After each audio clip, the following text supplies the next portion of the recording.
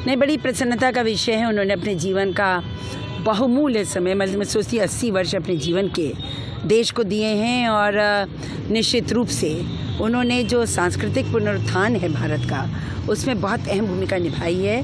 हमारे जितने भी धार्मिक स्थल हैं उनके महत्व को उजागर करना, जो हमारी भारतीय संस्कृति है उसको, उसमें गौरव का आभास दिलाने का काम किया और पूरे जीवन उन्होंने निस्वार्थ सेवा की है। मैं बड़ी प्रसन्न हूँ और धन्यवाद देती हूँ प्रधानमंत्री जी का कि उन्होंने उनको इस भारत रत्न के लिए चयनित किया। उत्तर प्रदेश से आप राजनीति करते हैं, इंडिया गठबंधन की हालात बहुत खराब हैं। हम लोग तो शुरू से जानते थे कि ये तो तितर बितर हो ही जाएंगे। पिछले 30 वर्षों से यही हो रहा है, क्योंकि देखिए इनमें अहम बहुत है, अहंकार बहुत है। अगर ये किसी विषयक पर या किसी सिद्धांतों के आधार पर एक होते तो टिक सकते थे, पर इनका तो सिर्फ अपना अपना एजेंडा है। किसी को सिर्फ डीएमके, मतलब अपनी क्षेत्रीय जो शक्तियाँ हैं, पार्टियाँ हैं, वो अपने क्षेत्रीय दबदबा रखना चाहती हैं। कांग्रेस केंद्र में जगह छोड़ना नहीं चाहती है राष्ट्रीय स्तर पर, और उसका भी जनाधार बिल्कुल समाप्त है। उत्तर प्रदेश में तो 2% वोट है और यहाँ पर कितना शोर था मध्य प्रदेश में, देख लीजिए, और कैसा जनता ने उनको ढकेल कर पीछे किया। तो जब जनता भी कन्विंस नहीं होती है कि आपका लक्ष्य सही है तो साथ नहीं देती है। इस समय भारतीय जनता पार्टी और प्रधानमंत्री जी के प्रति अटूट आस्था हमारे देशवासियों की है, वोटर्स की है।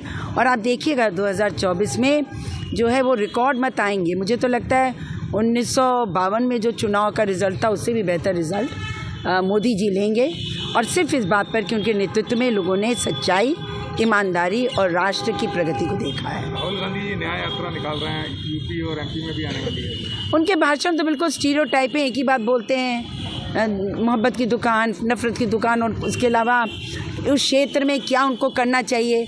असम गए तो असम के लिए क्यों हटाए गए वहाँ से, क्या त्रुटियाँ थी, उनको स्वीकार करके क्या करेंगे बताएं।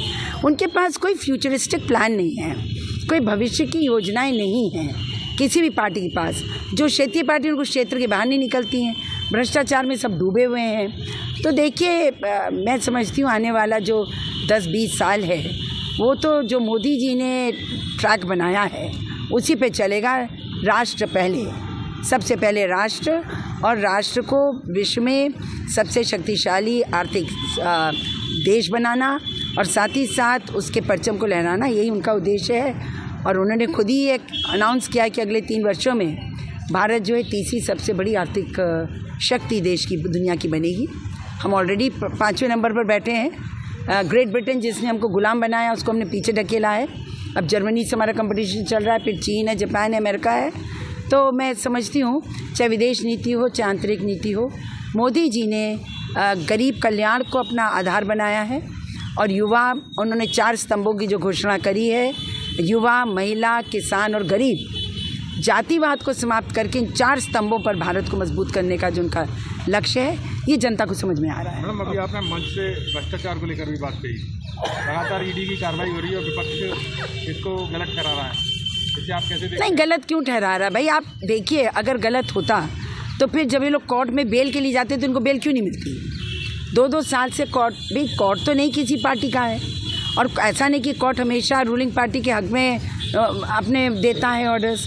उसके जजमेंट तो ज़्यादातर गवर्नमेंट के अगेंस्ट आते हैं, और फिर भी आपको नहीं छोड़ रहे हैं वो।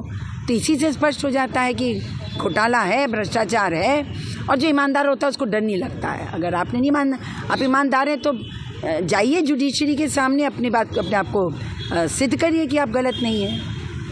बीजेपी ने नारा दिया है इस बार 4 को बाहर, क्या लगता है उत्तर प्रदेश में? देखिए, मैं समझती हूँ, मैंने आपसे भी कहा, उत्तर प्रदेश में तो 80 की 80 आ जाएँ तो इसमें कोई संदेह नहीं होगा, हमें ज़्यादा आश्चर्य नहीं होगा। हो सकता है 1-2 सीटें इधर चितर जाए, वरना उत्तर प्रदेश तो 75+ जाएगा, उसमें कोई कहना नहीं। पर मैंने जो आपसे कहा, रिकॉर्ड मत आएगा। मुझे तो ऐसे लग रहा है कि परसेंटेज इन वोट परसेंटेज, ये जो चुनाव है ये इतिहास रचेगा।